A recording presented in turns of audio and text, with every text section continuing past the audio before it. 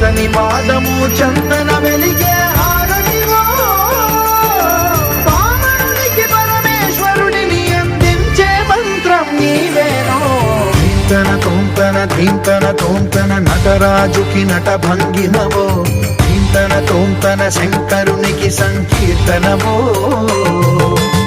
ఈశ్వరుడే అను నిత్యం తనలో తలచుకునే ఓంకారమువో, శివ హృదయం కరిగించే ఓం